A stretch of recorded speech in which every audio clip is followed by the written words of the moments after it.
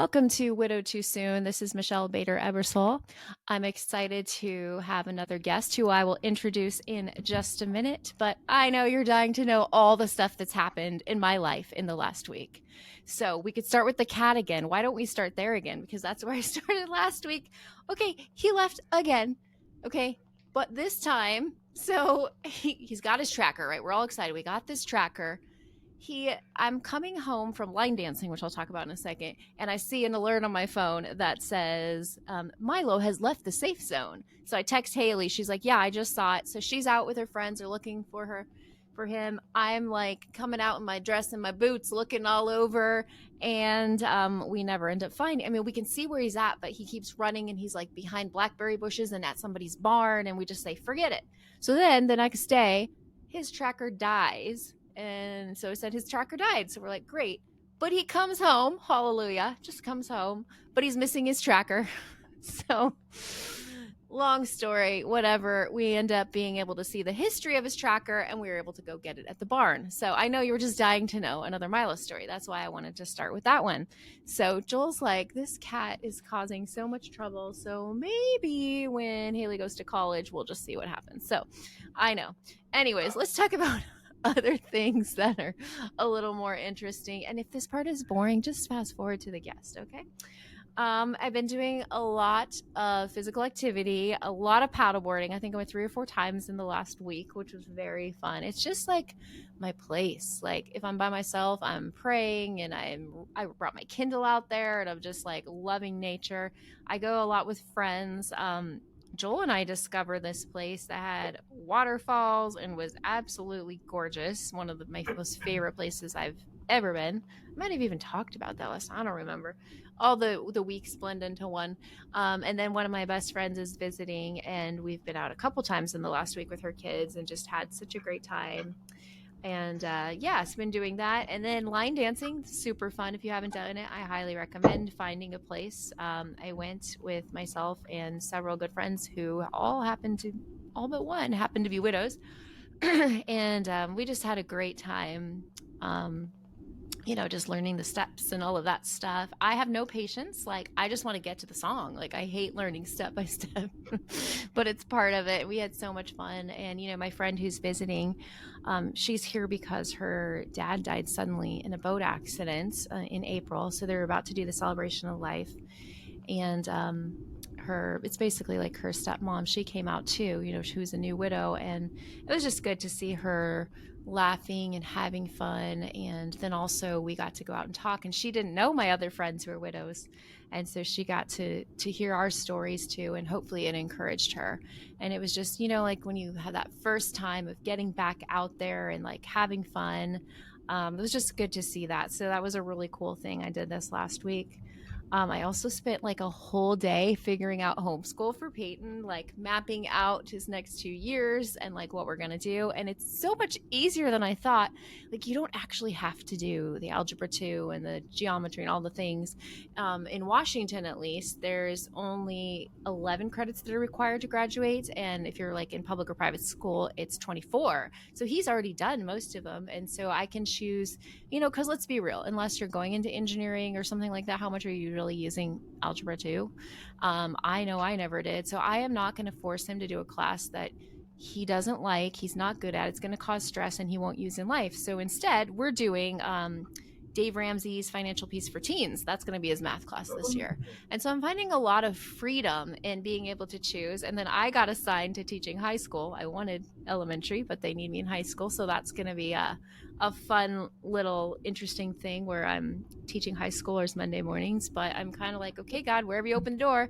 And, I will listen to She Speaks, this conference. And one of the things they talked to, they said, minister to whoever's right in front of you. And I was like, that's true. Like, God puts people in our lives to minister. Like, we might have our main focus. Like, my main focus is widows, but I'll minister.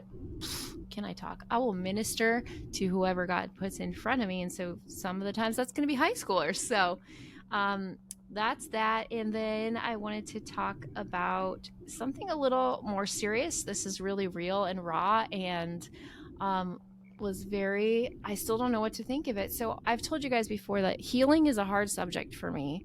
Like at church, when we go to a more charismatic church now and they're always trying to heal people and all the stuff. I mean, they're not, God, they're praying for healing. And I still, it makes my stomach churn. Like I feel like it's fake. I know it's not, but I don't understand healing.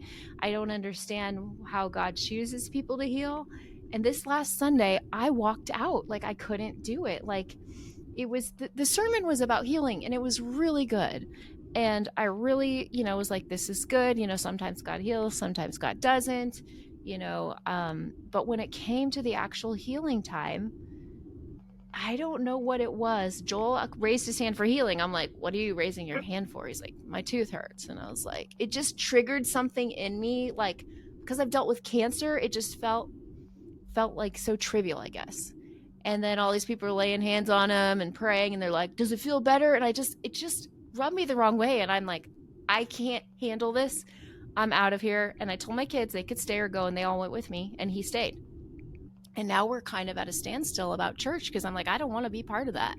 But I can't figure out exactly what it is inside of me. He's like, do you not believe Jesus heals? I'm like, I do. But I don't know how I feel. Something in my spirit doesn't feel right about how it's happening here, and how my kids tell me that they feel like it's not, if you've seen Jesus Revolution, like when the guy kind of goes like off the deep end and it's a big show, they're like, that's what it feels like. And so we're just kind of figuring out church together, and I don't know why. And I could sit here and pretend I've got it all together and I know why. You heard my last one, this world is not our own. I still struggle with why do some people get healed? Why do some?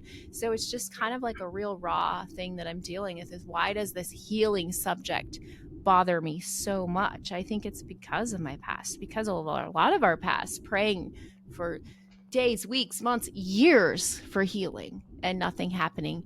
And so, anyways, that's just a side note. I have talked long enough by myself. I'm trying to get through things quickly when it's just me because it's just kind of boring. So, super. Previous husband.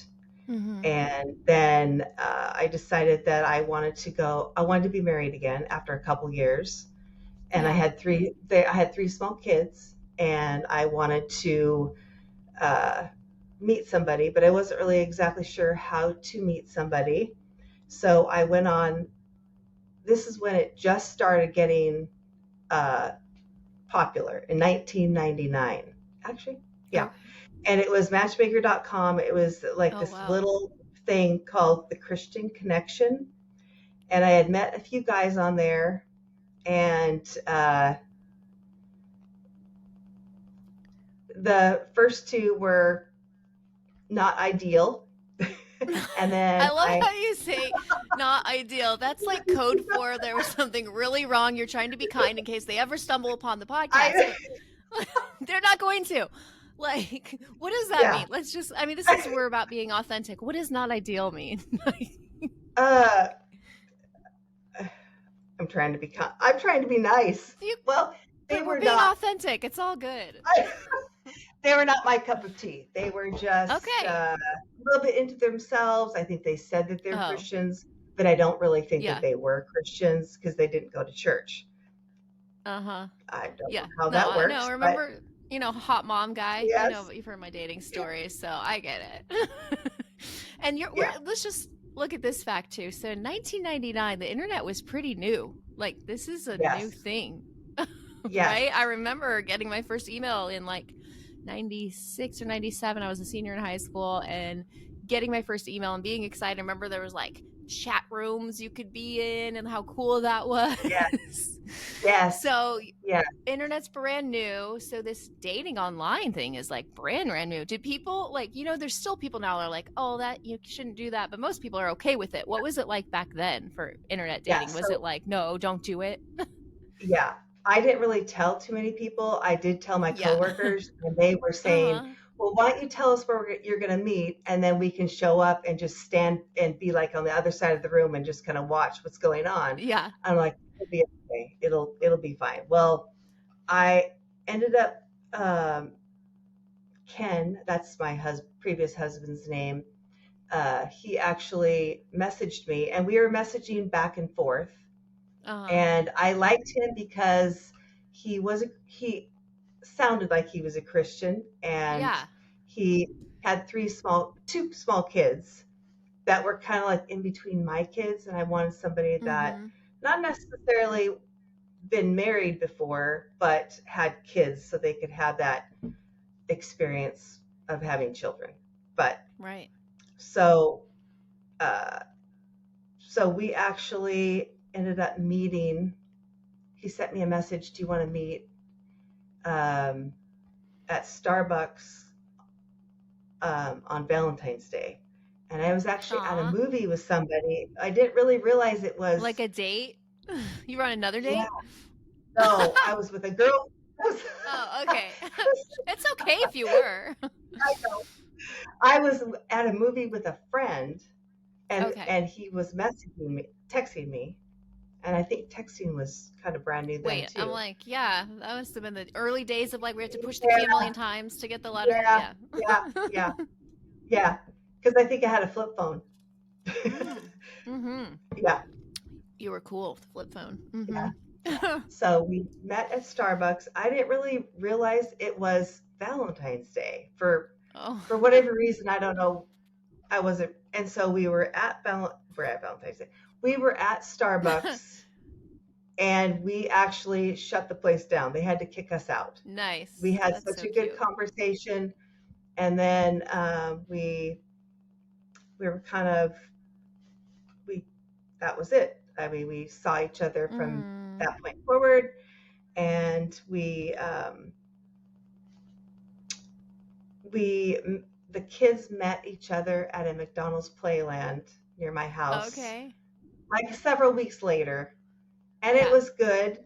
It was really good. They were little. They were like 5, 7, 5, 7, 9, and 10. Uh, Wow. there was five of them. Two were the same age, but Wow. um, then he ended up we he proposed in Leavenworth, which is my favorite place to go Oh, in I love Washington. there. I Yeah, I haven't love been there in so long. It's so Yeah, cute. It's like the I cutest little know. village. Like, yeah, I haven't been I there since I know. was probably a kid. But, anyways, he It holds a proposed very in special, 11. yes, Oh, I'm sure. Was it Leavenworth. around Christmas time? It was July 4th. So it was Oh, just cool. we we started talking in January, met in Valentine's Day, and then 4th of July he proposed, and Wow. then we married in August. So it was kind of That's short. quick planning. Yeah, you got to plan a wedding It was quick, quick. When you very know, you quick. know. Yeah. Yeah, Yep. That's yep. awesome. And And where did so you get married? at our church that we were going to in Sumner, Washington, Okay. uh, it's just a small church. We had a small wedding. All the kids were in it. Cute. Um, yeah, it was sweet, really sweet. Mm-hmm. And then we he moved in with me because he was in an apartment and I had a house, and so they all moved in with me. Wow. And that yeah, if you've never had a blended family before, it's really it's kind of hard. Yeah. It's Mm-hmm. difficult. Yeah, Yeah. Especially, yeah, 5 kids. Wow. And young kids. yeah, young, yeah.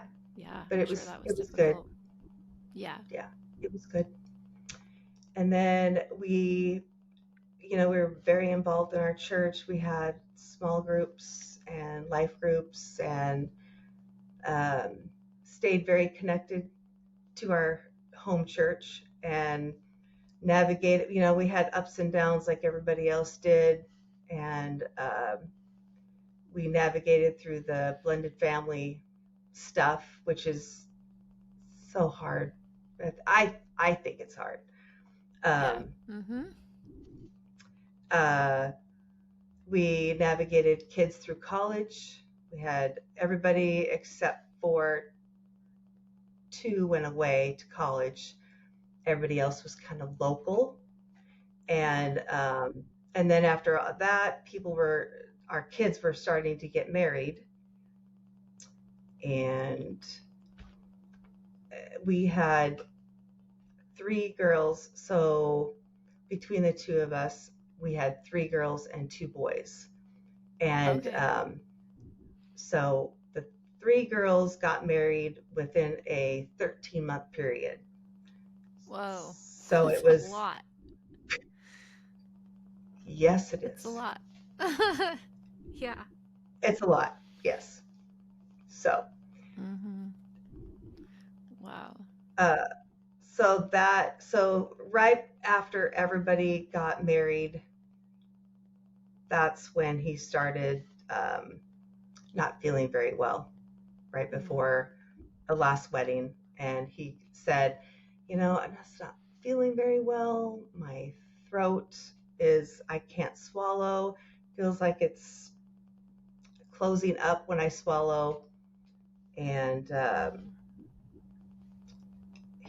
I could tell that he wasn't feeling very well at the wedding. So after, um, after the wedding, we had made an appointment to the ENT because that's where they want you to start, Mm. I Yeah. guess.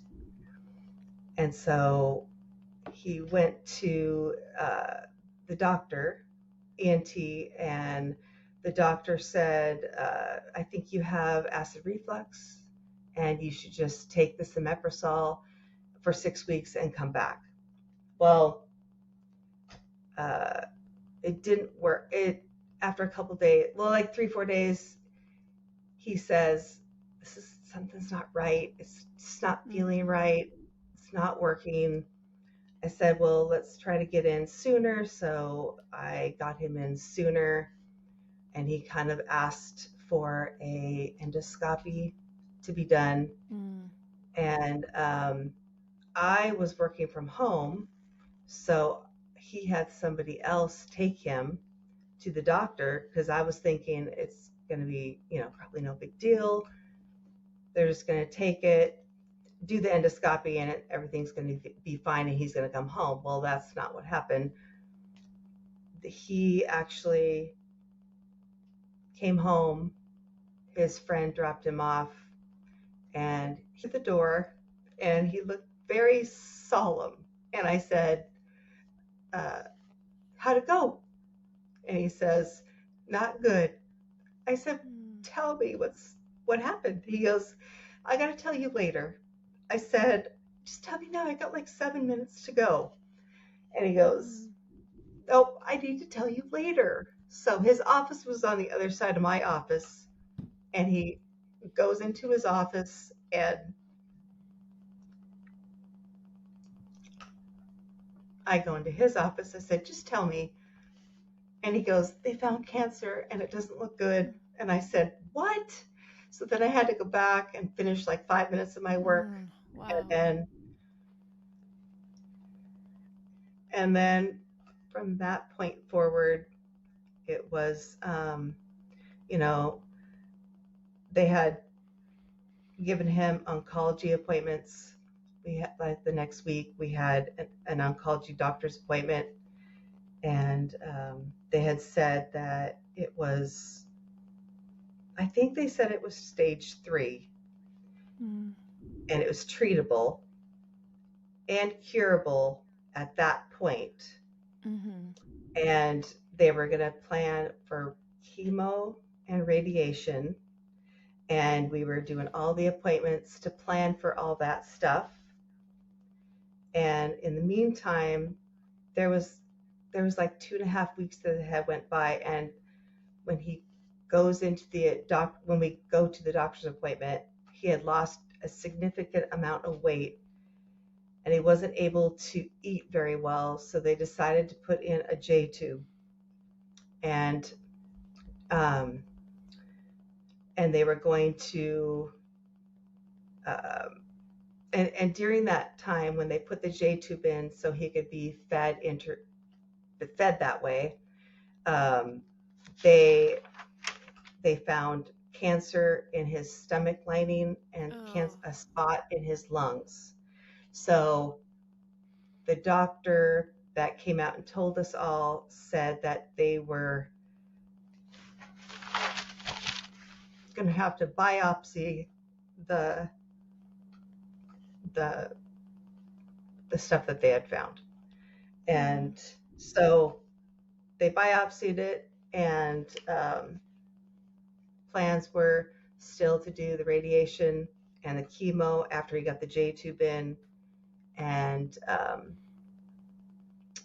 then we get a call. He had not started chemo yet, and we got a call from the doctor who put the J tube in and found the cancer in the stomach lining and the lungs. And we were at home, and it was quiet. Nobody was there. It was just me and Ken, and we were on the couch. And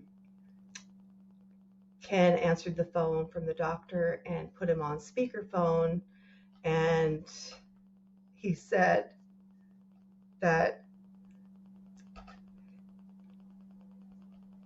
I hate to give you this news over the phone, but it's not looking. We're excited about our guest. I won't make her be silent any longer. I know when you're sitting there, it's hard to be silent. If you're watching the video, you can already see her. It's not a surprise. So I'm super excited to be sitting with my friend, Karen Leitham. So excited. So this is really cool. Karen and I had met virtually a long time ago. And then recently found out she lived in my area. I mean, like 45 minutes away. We met in the middle and got to sit down and have an awesome conversation. And it was so great to meet her. So how are you doing today, Karen? So good to be here. So thankful. Yes. Yes, because you're So one of our thankful. oh, go ahead. We have a little Go ahead, delay sorry. right now, so so it might sound like we're interrupting each other, but we're not. So Karen has been a faithful fan for years. Like, how long would you say you've been listening to the podcast? I'm a super fan. I am a Yes, you are. super fan. I've listened to every single podcast, every single one. Really? And oh, yes. Oh, yes, yes, yes. I didn't realize that. That's awesome. Yes, every single one. Because I'm a flight attendant, and so I used to sit out by the pool, put my headphones in, and just kind of like relax and zone out and listen to the podcast. And it was so good. I loved it. And Wow. uh, it's been, how long has it been? It was shortly after you guys started, I think. Which is like Yeah. almost 3.5 years ago. It was May of Yeah. 21. Well, it might have been two and a Mhm. half. Might have been 2.5 years ago when I Mhm. started. Yeah. Wow. That's awesome. Well, thank you for being a Yeah. super fan. We appreciate you. So let's get right into your story. Enough about me. So let's start with just tell me, let's start with how you met your late husband and your journey with him. Okay.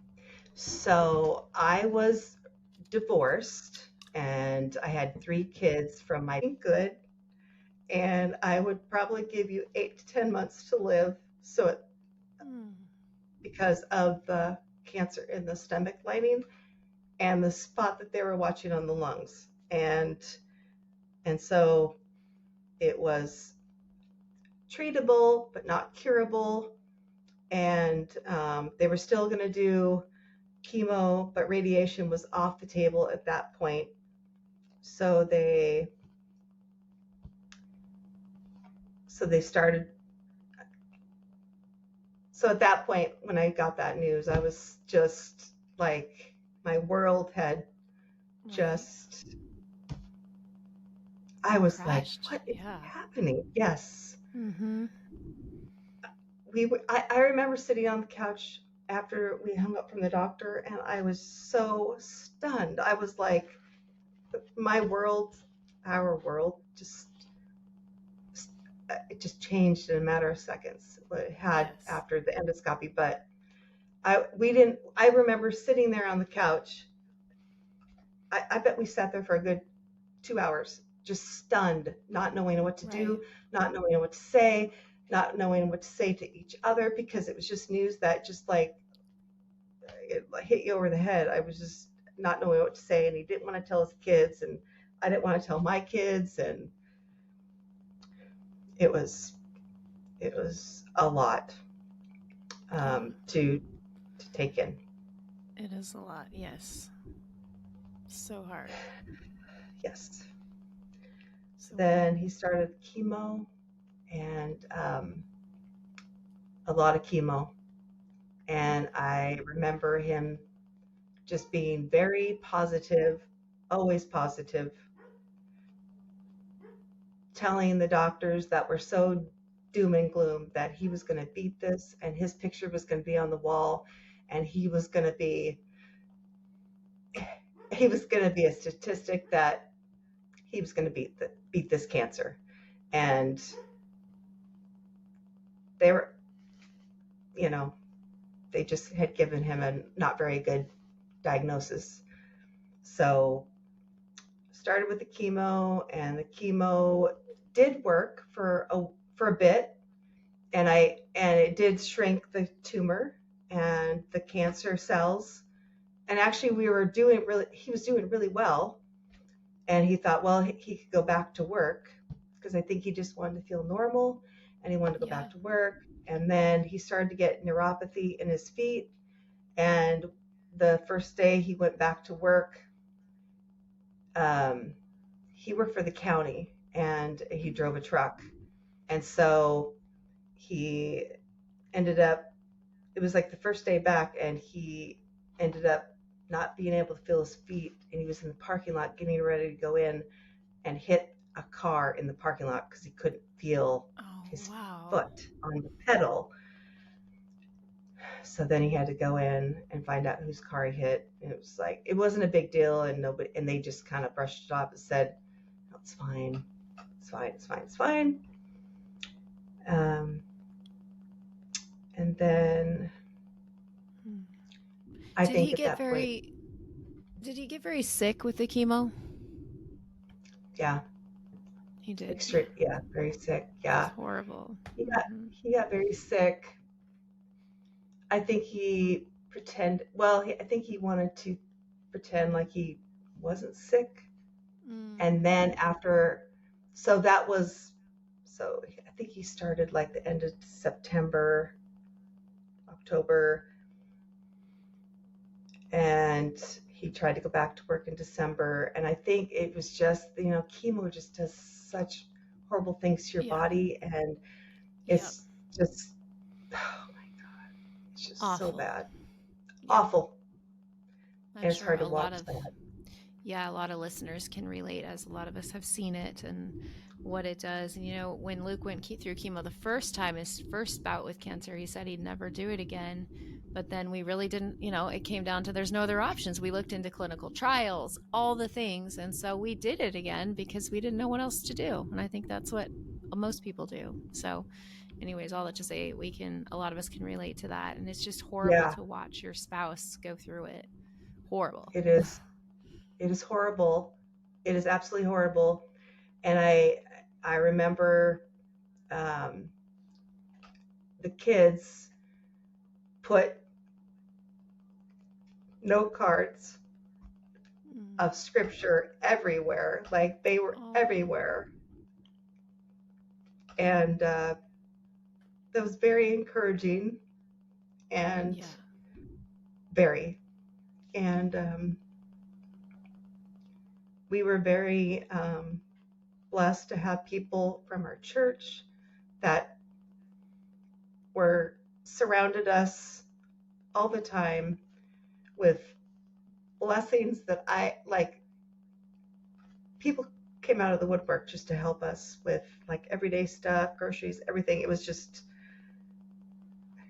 was nothing that I've ever experienced. So we clung, or I don't even know if that's, we held on to Jesus.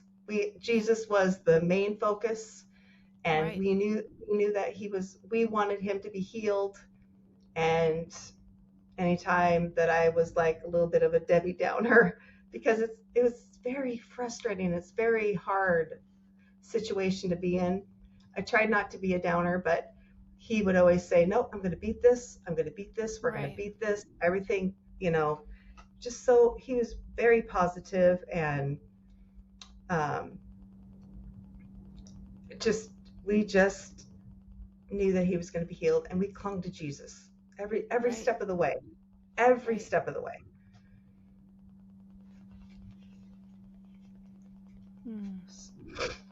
And then, let's see. So then February. So let's see, I'm trying to think. So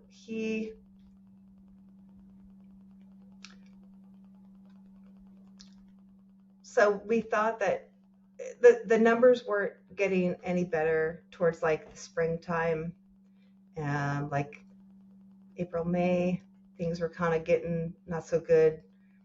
And we wanted to try to do a different route. So we went to this clinic that was a little bit more natural. And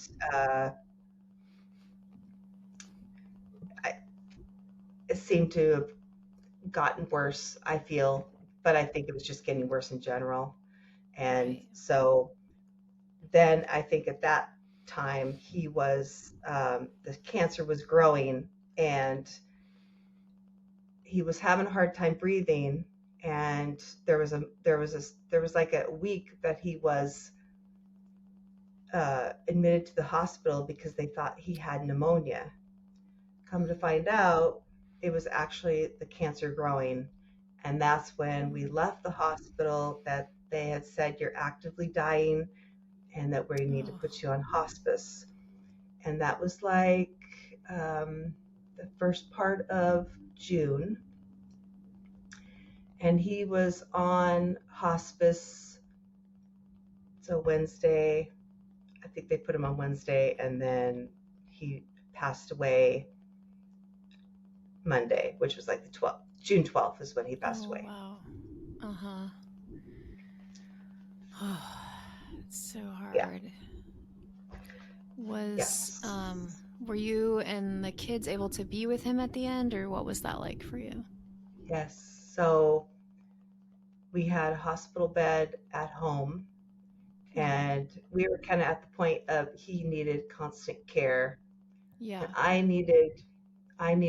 I was at the point of super tiredness, and our room was upstairs, but he didn't want to be upstairs. He couldn't really walk up there, and I couldn't help him upstairs. So we had a downstairs, and outside the downstairs there was a sliding glass door, and we had a pond that he had built with koi fish. It was running, so he wanted to be down there so he could hear the stream flowing and all that. And so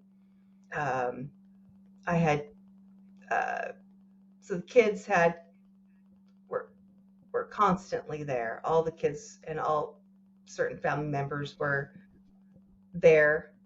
And I remember towards the end, I was super tired and I just needed some sleep. Oh, I was so tired, and I was, because I was the main caregiver, and I had arranged for like all the kids to come and help so I could get some sleep. My son and his girlfriend at the time said they'd come and help watch overnight, and I would get some sleep. So I went to bed, and I remember I went to bed like at 8 o'clock, I think. And I remember hearing his girlfriend come in and say that he's not doing very well. He's gasping for air. Can you please help? So I ran downstairs, and I called the hospice nurse line, and those people are so amazing. I can't even believe how amazing they are. And they are, oh my gosh. So they told me what to do, and I gave him more morphine, and I just kind of crawled up there, and I think he was already kind of leaving his body, and I just kind of curled up. I told him it was okay to go because he was not looking very good. And they were Ken's son and son's girlfriend they were kind of young. They were probably, in their 20s, but I was like, I'm sure they were on the couch across the room and they were afraid. They were afraid. I'm sure they were scared because they'd never seen anything like it Right. before. So it's Right. kind of a scary Yeah. thing. Mm-hmm. And so I was like at 3:30, and then I had gotten things kind of calmed down, talked to the nurses. I knew what to do. And he wasn't really communicative. Ken wasn't really communicative at that point. And he seemed to be calmer. So I told AJ and Megan that I was going to go upstairs and lay down, and they were going to just lay down. And it was like 5, so it was like 3:40. It was like 10 to 4, I think that was.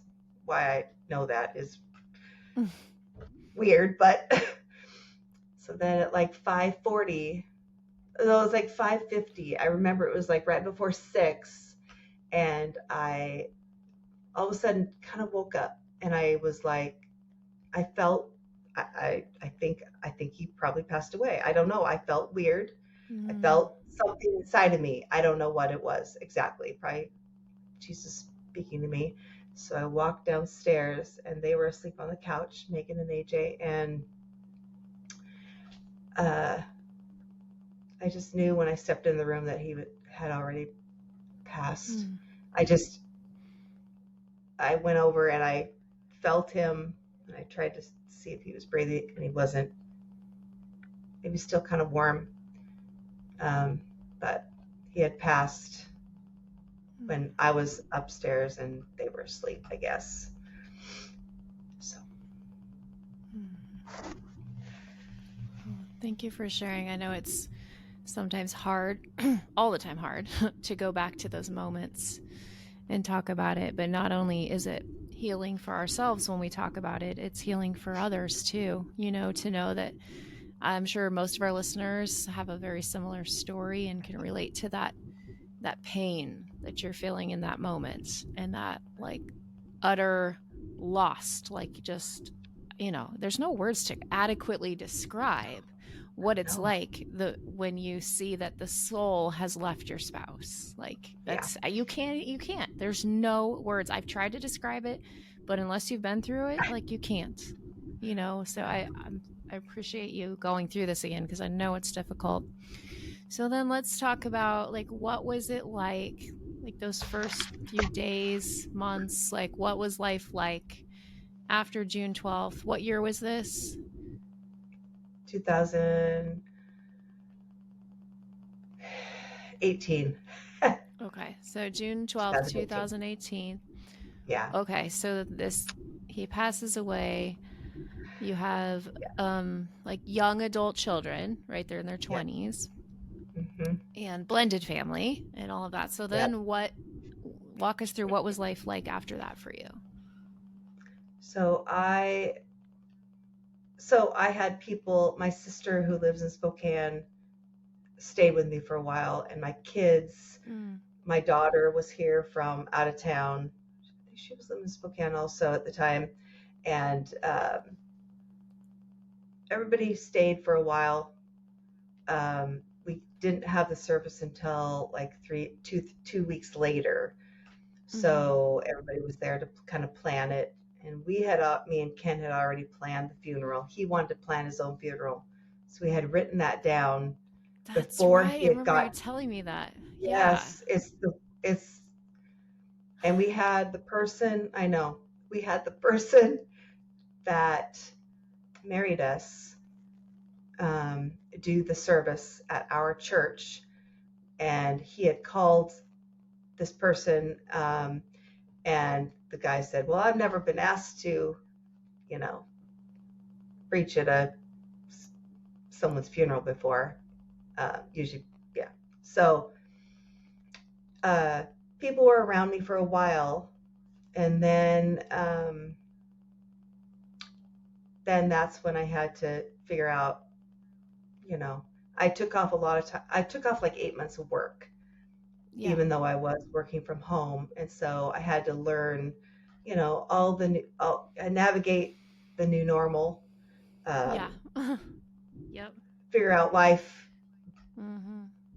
by Yeah. myself because I was living in a house by myself because my kids were out of the house and um, not living with me. And Mhm. that's really hard. I felt, you Yeah. know, weird and alone, even though I really wasn't alone. Mhm. Right. I think it's hard either way because I've, worked with a lot of widows who either, like myself, had kids at home or those who kids were grown. It's hard either way because if you have them at home, you've Right. got to like be responsible for them, all of that. But if you don't have anyone, I can imagine how lonely that would feel. Like, I don't, Yes. I like it now if everyone's gone. Like, I don't like that. And so Yeah. I can imagine, what that would be hard. And I hear that from a lot of widows that don't have kids at home, that it is very, very lonely. And then I hear from the ones especially have little kids how hard it is because you never get a break. So it's like it's Right. all hard. There's no like one's worse than the other. It's all hard. And so I'm sure that was a very It is. difficult time period. And it's so weird when I feel like that time period you're just figuring out. It's like you're this is how I feel, like a young adult again trying to figure out your life. Like, Yeah. but you're thrown Exactly. into it in a second. Like all of a sudden you're like, I remember those thoughts of like, who am I? What do I want to do with my life? Like I could do Yes. anything. Like literally it Yes. is like, like there's new chapters in your book that you can read, like about your life and what do I want to do and who am I without my spouse and all of these things. So let's keep Yeah. going with your story. So A lot of that's what inner it's like in the, reflection. yeah, a lot of A lot. reflection, that's for sure. Yeah. So so you're going through and then kind of tell us what happens next in your life. So um, I was working. Oh, so I was working from home at the time, Mhm. and then I was trying to navigate. Trying to do the new normal, trying to figure out Yeah. all the stuff that needed to be done, trying to figure out, the sprinkler system and the lawn mowing and the I Right, had all a the large hard stuff. pond, all the hard stuff. And Oh then yeah.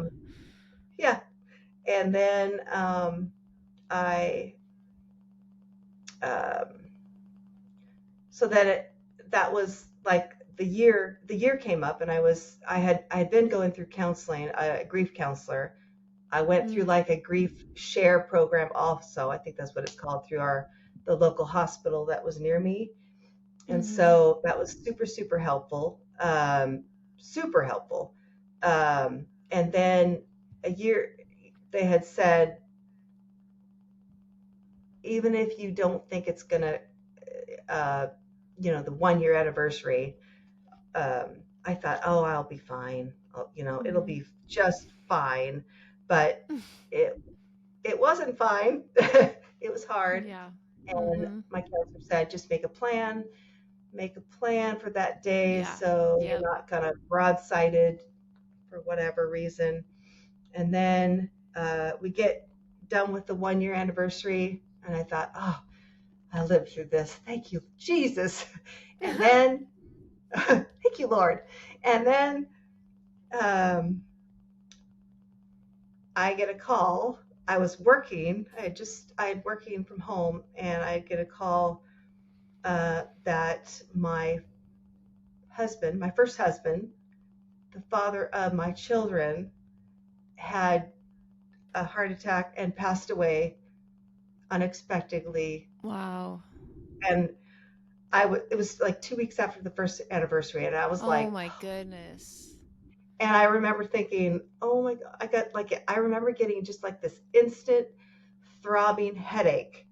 And I was Yeah. like, okay, that's stress. And I was, it was just not something I wanted to go through again No. because I mean, that's my, so my much. You had kids, just like, gotten through all this and then you're experiencing the heartbreak for your kids. And, he was part of your life. So there's like a lot of grief. And then it's like, when we go through, this is what my grief counselor taught me, it's grief stew. We go through any kind of grief, it brings up all the other grief we've ever had. And so I'm imagining like you're having grief for your kids, and then you're having your grief, for kin, and it's just like all of these things, and your ex-husband was part of your life. So it's like, I'm sure it was a lot. What was that like for you at that time period? It was because it was such heartbreak for my kids. My kids were, Yeah. as you can imagine, a mess, which Yeah. made me a mess. And I was just, I had everybody, I had called their spouses first and had them come over to my house. And then we sat them down on the couch Mm. and told them it was just horrible, horrible, Mm-hmm. horrible, horrible. They were crying and there was gasping and it was Oh. not pretty. And my heart just, I was like, oh Lord, please help me. And I knew from previous experience that if I just clung, just held on to Jesus, He was going to make me get through. He was going to help me get through this. I knew it. Yeah. So we, and so there was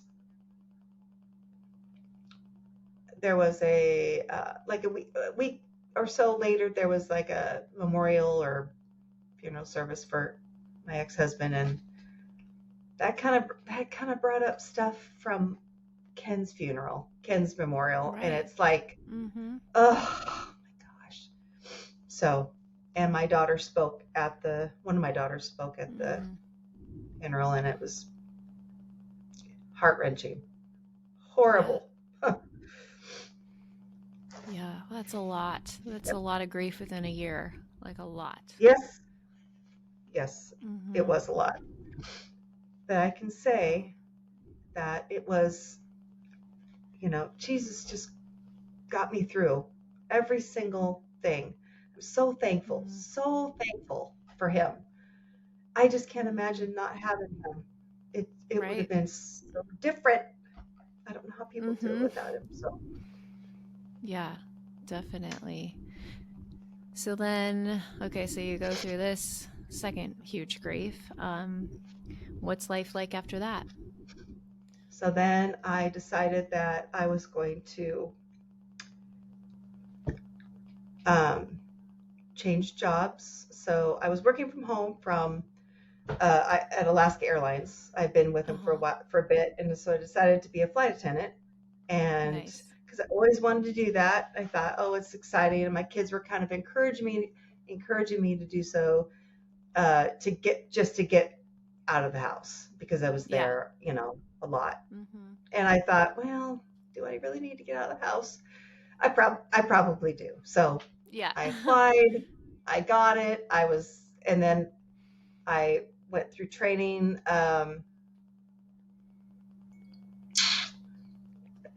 several months later. I can't remember. And then I don't know where I'm at now. So I went through so I went through that job and I started as a flight attendant. I wasn't home very often, and um, it was great. I loved it. I kind of discovered my new normal and was able to, do the, all the things and kind of Yeah. do what I had to do, Yeah. I guess. Mm-hmm.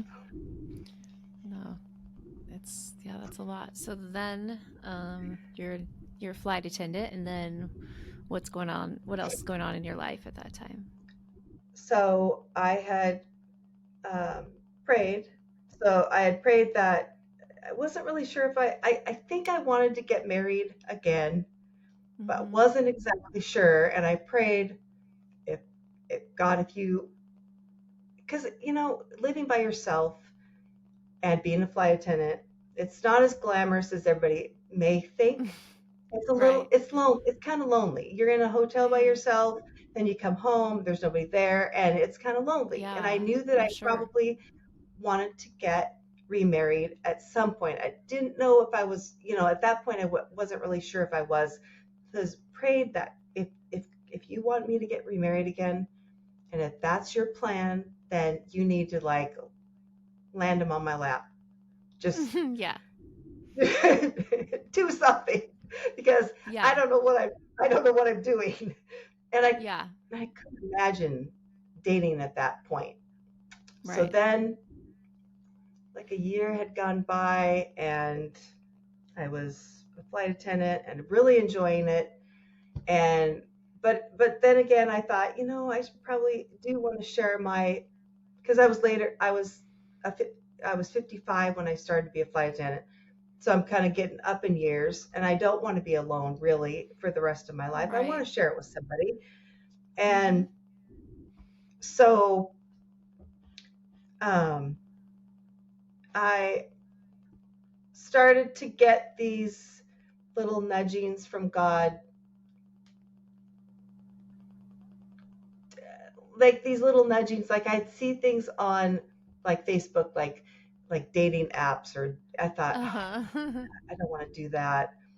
And then I think that when you ignore God or the nudgings, He will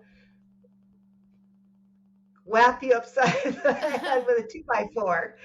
And I was getting ready for a 4 day and trip, and I was cleaning out my car, and I had um, tripped over something, ended up breaking my arm. So I was off for a Oh, long period of time. I had 7 weeks in a cast and 7 weeks wow. of PT. So I had a lot of time on my hands where I felt like I couldn't really ignore God's nudgings or, Yeah. you know, uh, and so I ended up going onto this site. It's called widowwidowers.com. Mhm. And I was afraid. Like, seriously, I was really kind of nervous about it. But I thought, okay, God, if you're telling me to do this, Yeah. then, then just, speak to me, tell me what I need to do or Mhm. whatever. And so I actually was talking to, I did get messages from a couple guys saying that they were Christians, but then because it wasn't really a Christian site, it was a Right. widowerwidowers.com. And I wanted Yeah. to date a widow because I knew that we would understand each other and we'd speak the Mhm. same language. Right. And I'm not so sure about a divorced person. Not that there's anything wrong with that. I'm just saying for me, I think that I wanted a widow if I was going to Mhm. remarry again. So I widower, whatever, widow, I guess you widow. And Yeah, so we know what you're saying. I, it doesn't matter. And so then I ended up messaging a couple guys that were messaging me, talking to them, but they were saying they were Christians, but one was like not saying that they didn't have the will to live, and one was they were just wacky, and I was like, oh my gosh, I don't want to do this. So I was like, praying to God that you got to show me something because I don't know what I'm doing, and Yeah. this is not right for me. And I remember telling my daughter, who was visiting over the holidays, okay, just delete this because I don't want to do this anymore. This Yeah. is not right for me. Even though God's speaking to me, I can't do this. This is like too Yeah. much. And so she's like, okay, just calm down. I'm like, I couldn't figure out how to delete it, and she couldn't figure out how to delete it. This dating app thing, and I was like, oh my gosh. So it was a couple days after the whole Christmas, and I remember it was the 28th of December, and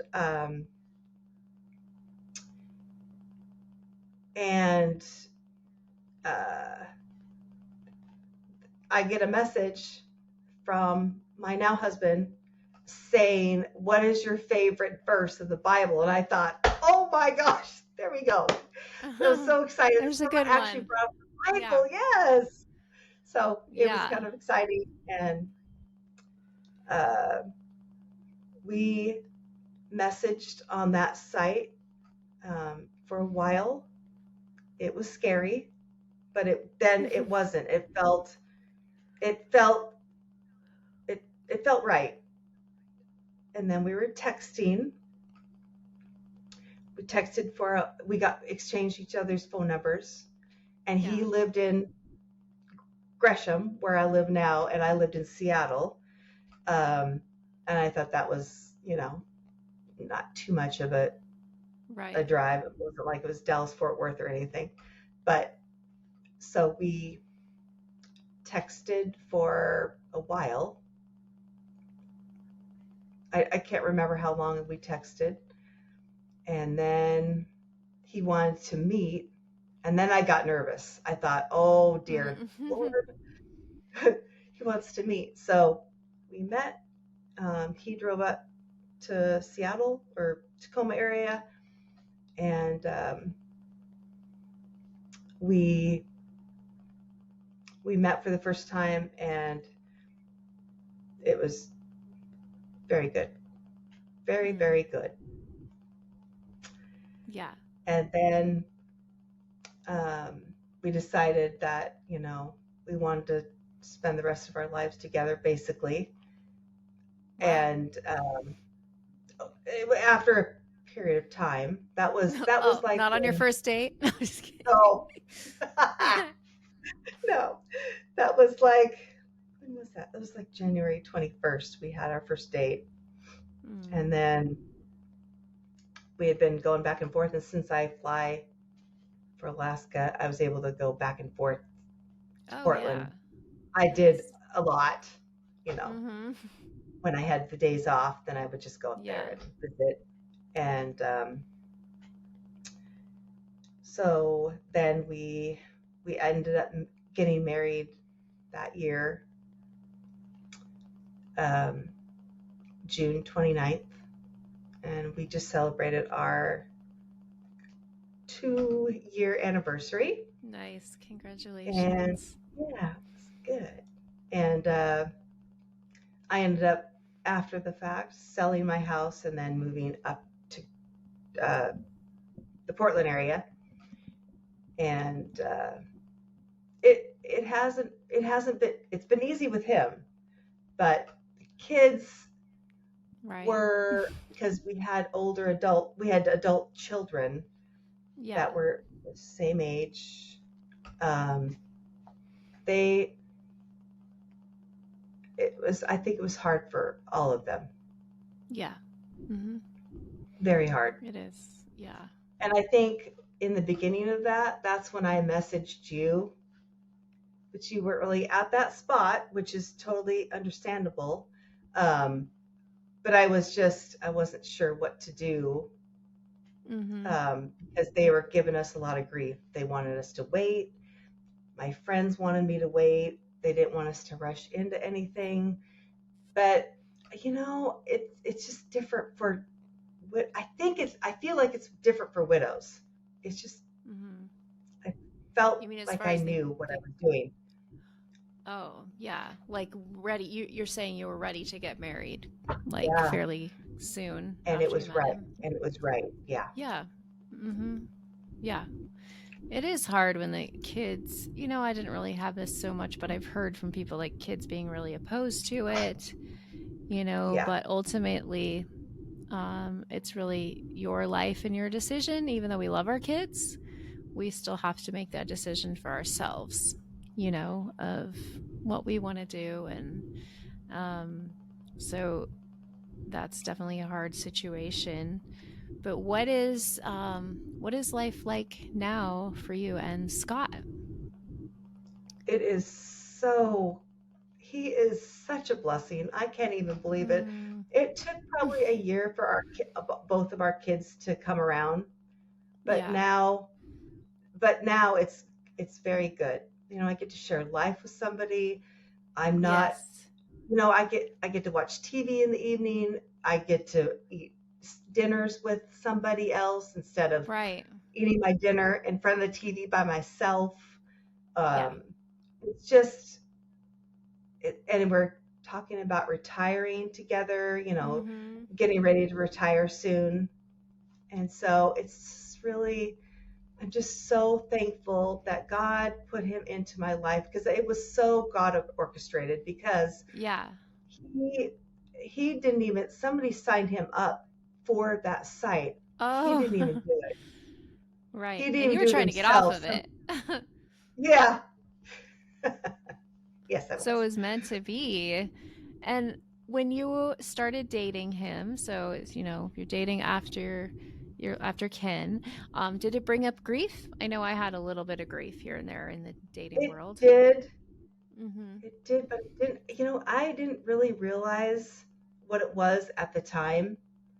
In fact, it brought up a lot of emotions, and I feel like when I listened to Mark and Tina's podcast, and she brought up a lot of emotions that she had Mhm.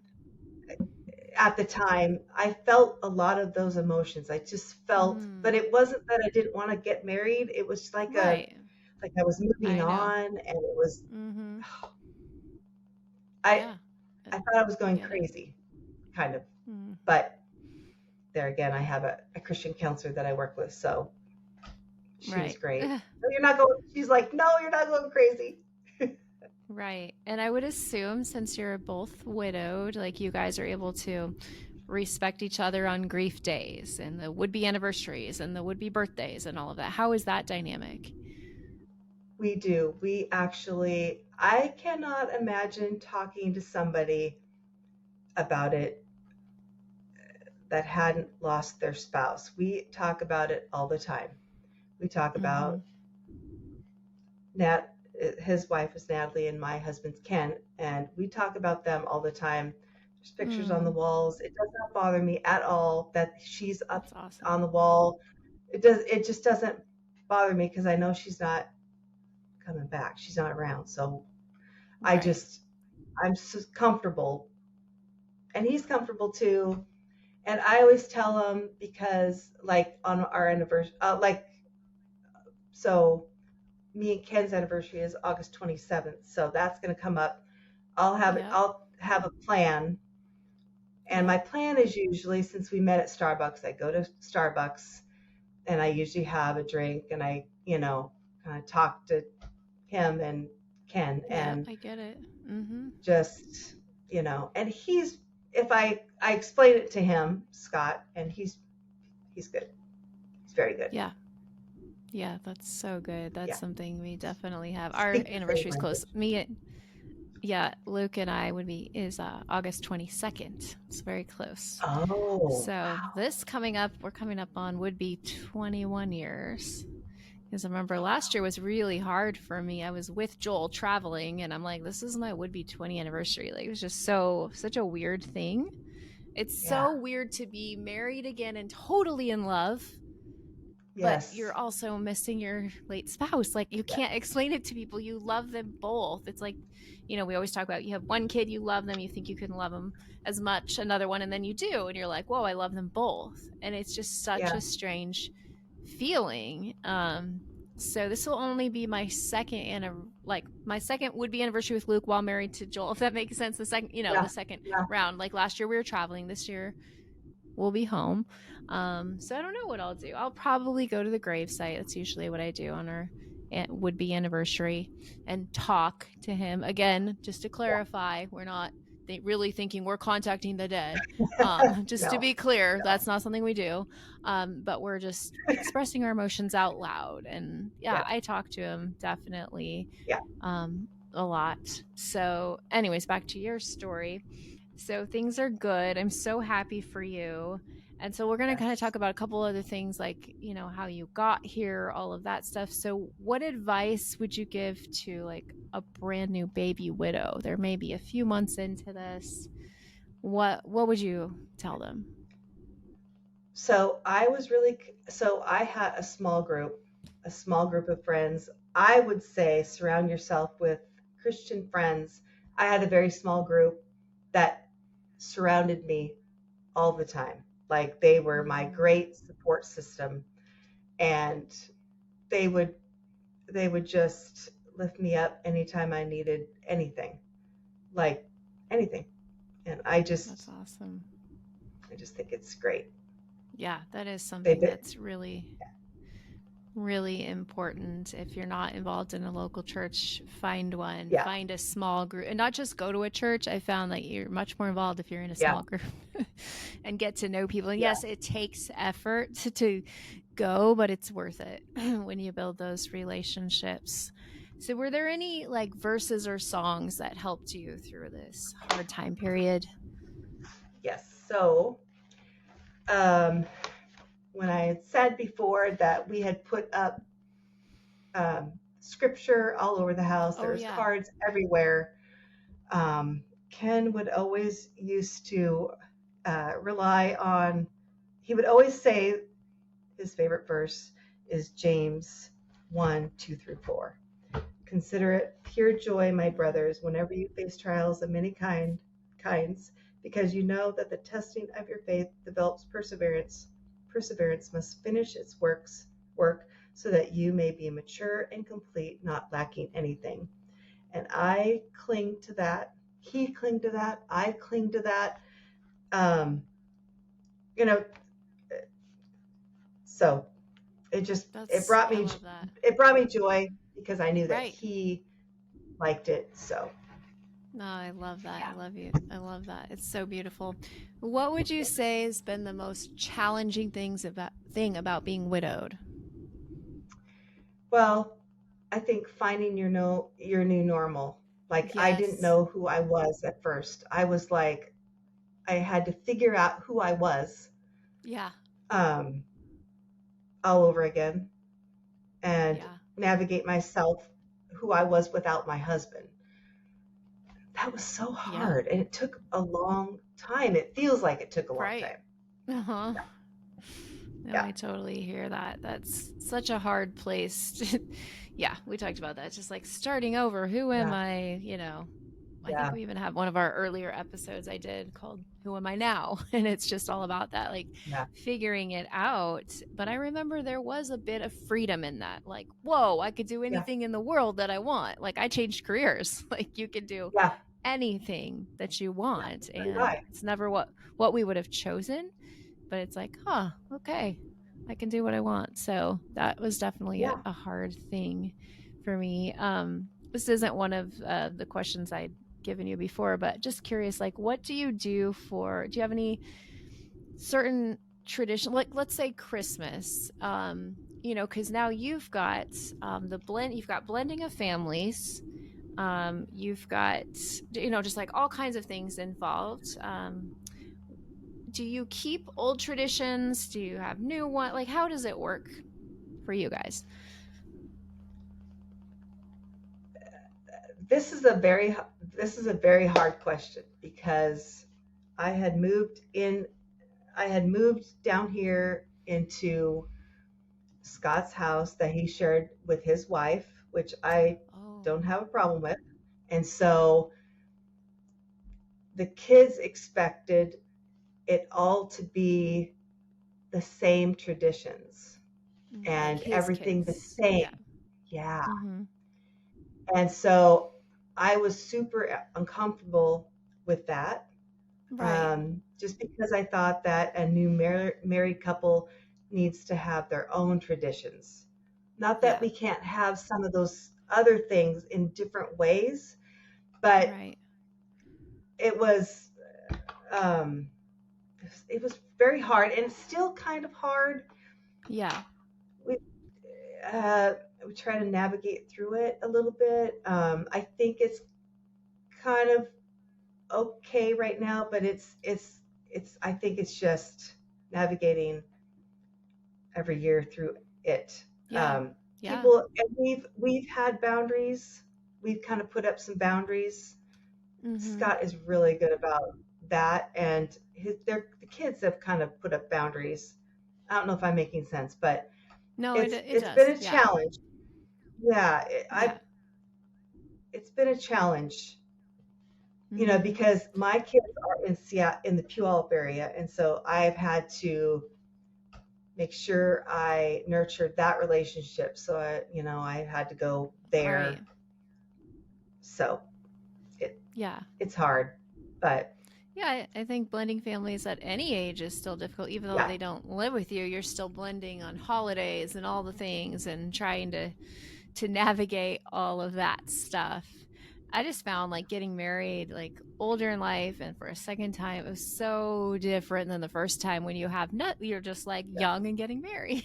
Like to yeah, then be like, yeah, oh, okay, we have kids with this, kids here and this all the yeah, things and traditions we've already done for 20 years and like it feels more complicated for sure. yeah.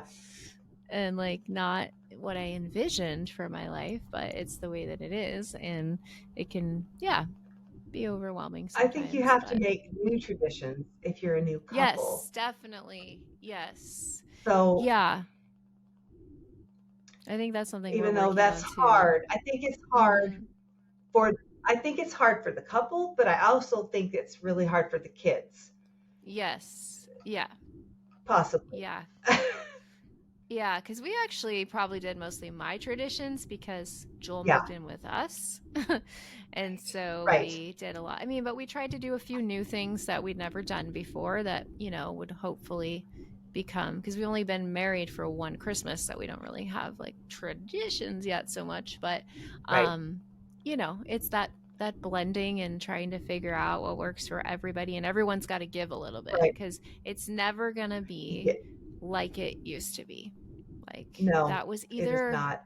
this Christmas or last Christmas. One of my kids got really upset, was like acting out, and like he ended up saying it's because this is not the same. This is not the same. Yeah, I'm like, I know it's yeah, never gonna be the same, unfortunately. Like because they right, were thinking of all these memories with their dad at Christmas, right, and I think right. there was some comments this year about how, because this is our first one with Joel, and so comments on just it just felt different, and of course it's gonna feel different. And I'm we've married to had someone those else. comments also.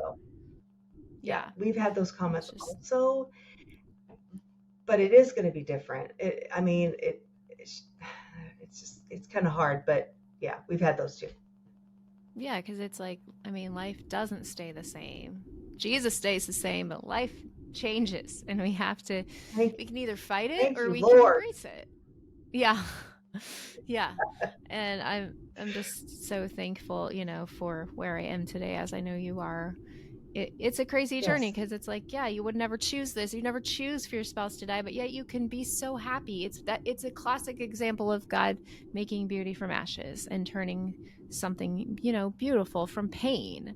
And so your life is a absolutely. testament to that. And I thank you so much for sharing all of this. I know it's going to bless a lot of listeners who, like you, Karen always goes on a walk and listens to us and all of that stuff. And like they might be on a walk right now and your life is touching their life. And did you ever think you were going to be a guest on Widow Too Soon, all those walks when you No, were because listening? this no, because this is way out of my comfort zone, like serious. uh, And I'm well, trying you're doing to, great. I have been touched by all the guests that you have so Yeah. many times over. Like Yeah. I have reached out to some of the guests, and I just was Mm, so touched and so moved by a lot of them. And I yeah. want someone, if I can help somebody, then that's what I need to do. And I feel like God Yeah. spoke to me about it. So I had to just like, Yeah. I had to just Do it. do it. Well, thank you for getting out of your comfort zone, because it's like that's when we can grow and that's when God can use us. When we say yes to things we wouldn't Yeah, normally say yes to, they might be a little scary, but it's like we are a vessel for whatever, like minister to whoever's in front of you. And we're a vessel for yeah, whatever God has for us. And so by you saying yes to this, I know it's going to help other people. And then they might feel like, okay, I'm brave enough to share my story. And so it's kind of like this yeah, ripple effect as yeah, we share stories on here, because then people, you're getting healing as you're sharing it, and then people are getting healing as they're hearing it, and then they're like, I can share my story, and it just goes on and on and on. And so I'm so appreciative of you. I'm thankful I can call you friend and that you live in the area and you're Yay. hopefully going to come to our next widows event and everybody can Yeah. meet you, and Yes. so many good things. So I'm just going to wrap it up. Was there anything else you wanted to say before I wrap it on up? Um, no, I want to say one thing is like if I have been a widow for 6 years, so I think Mm-hmm. it's normal to have those feelings of grief every now and then. Um, but I mean, I don't know. I just had to say that. I don't know why. Yeah, no, it I is. It just, is totally, that's good. That's helpful. Somebody needs to hear that. Doesn't matter if you've been yeah, widowed 20, 30 years. Like, it's right. normal to feel Yeah. those feelings. You don't have to be like, okay, I'm past 5 years. I should be good. Like, no, we can always have those feelings. And I But think that it's I was in that. I think I felt like that. I felt like, oh, five mm, years, I've got this. Everything's going to be just peachy. I'm going to be all good. No more grief. Well, that doesn't happen like that. So I talk right. about this and then it brings it up. It is actually very healing. Even though I've It been is. a widow for 6 years, it's so healing. It So is. healing. It is. Because what is it that somebody always says? What we feel, we heal. That's So right. I it's wonder who every that time is. you, I don't know, every time we feel it, we're healing. So everybody hear Yes. that? Everybody say it with me. What we feel, we Feel. heal, or we can heal, whatever. So, like, let yourself feel it, but it's what you do with it. Like, you don't want to marinate Yeah. in it and sit in it, and then you have a Yeah. pity party, Yeah. and then you have the ants that we talked about, automatic negative thoughts, and then it's like this. Then you can't get out of it, and you're like stuck in your room crying with your cats crawling all over you. Like, get Oh out of Lord, the no. house, the cats. I don't know. I just always fear, the cat lady thing. I've talked about it many times. I didn't want to be the cat lady. Side note, I don't know if I mentioned this. Haley, my daughter, was thinking about taking Milo, the escape cat, to college, right? And you can do that if you need an emotional support pet. Well, we could get her, you'd have to get a note from the doctor. I'm like, oh, with your story, easy. Yeah, whatever. We can get you one. But she goes, Yeah. I don't want to be that like girl alone in her room with the cat. I don't want to be the cat girl. And I'm like, good call. Good call. So she decided That's not to take the cute. cat. Plus, he's like escaping like crazy. I'm like, he's going to just drive everyone crazy. Like, no, just leave him here. But then I'm like, wait, I have to take care of him. So Yeah. Oh my that's gosh. what I'm gonna have to do. Side note, this is like, in case you care, I'm not you, but the audience. I forgot about something interesting I was gonna say, and then I'll wrap it up. So I was so excited to play soccer the other day, like outdoor soccer. I had already done personal training, lifting weights, Zumba, and I was like, sure, I can fit in a pickup game of soccer that Joel wants to play. We saw it on Facebook. Haven't played outdoor soccer. So I was a collegiate athlete. I played soccer in college, loved it, had a great time. So I was like, yeah, I can do this. Did not stretch. Warning, if you're 29 like me or plus a few, you need to stretch. And so first, it was fun. It was a lot of fun. It was a beautiful day. I was loving it. He first pulled, I think, his hamstring or something. I'm like, oh, that's sad. Like, he got hurt. He set out. Oh, that's too bad. And then boom, it was actually, he was playing goalie. He came back in. He's playing goalie, going towards the ball. I'm going to get it. And like right before him, I feel this thing like in my booty, like go Oh, pop. And I was like, what the heck? And then I could barely walk. And it was a horrible night. I couldn't sleep. So I'm like looking up what it could be. I think this is my self diagnosis. It was called like the piliforus muscle because I looked up like shooting pain down my leg to my toes, this muscle. Anyways, it's wrapped around the sciatica nerve. So if it gets inflamed, it makes it feel like you have sciatica. And it was the worst pain, which makes me feel bad for people who have it. My mom has it. The next day I saw her, I'm like, I'm so sorry. This is horrible. And I didn't sleep all night and I iced it. And anyways, I'm feeling much better today. I know you guys were just dying to know that, but it was something funny that I wanted to share, that like I'm not invincible. And we got to stretch before we play. But it was so fun. Like I did appreciate, like I appreciate the things like that because Luke was not well and couldn't do those things with me. And Joel's like, I love this so much. And I was like, I think I'm done with it today. I was like, I think I'm done. He's like, no, we got to go back. We just got to stretch. I'm like, okay, I guess we'll go back. But that's I funny. played indoor soccer throughout the years, but this was different. I loved being outside. It was just way less pressure. It wasn't like a big, like, oh, you got to score. And the guys were really nice passing me the ball, and it was good times. Anyways, that was just so random. But I was like, I wanted to share that story. I forgot. So That's funny. I'm going to go ahead and pray for us, and then we'll be done. God, I just thank you so much for Karen. Thank you for giving her the courage to share her story. I want to thank you for how you have healed her heart and continue to heal. Thank you for her new marriage. I just pray blessings over it, and they're going to just continue to just have a great time in life and retire together and do all these fun things. We just thank you for that miracle of putting them together. And I do pray for any listeners who want to be married again, that you would put them together in the way that only you can, and give them patience as they're waiting. And God, we continue to pray for complete healing for Mark from his stroke. Pray for him and Tina and the kids. And God, we just pray for anyone else that is just needing prayer at this time. You know, prayer transcends all time and space and everything. So we just pray you come into their hearts and give them peace and give them healing. And we just thank you for this opportunity to be here today. Amen. If you like this podcast, give it a little bing, bing, bing, bing, bing, bing, bing, bing, bing, bing, bing, bing. Okay, that's more than five stars. You know, I say it every week, but nobody does it. Actually, no, that's not true. Last time I looked, we had like 49 reviews. They're all 5-star, but one person decided to give us a 1-star a couple years ago because they said it was too Christian. And I was like, if that's their complaint, hey, we are Christians, so we're not hiding that. Like, they said it was too preachy and that they thought it was not Christian until they listened to it. And I'm like, well, we are a Christian podcast. So, you know, if that's our bad review, whatever, it's a good place to be because we are not hiding that we're Christians.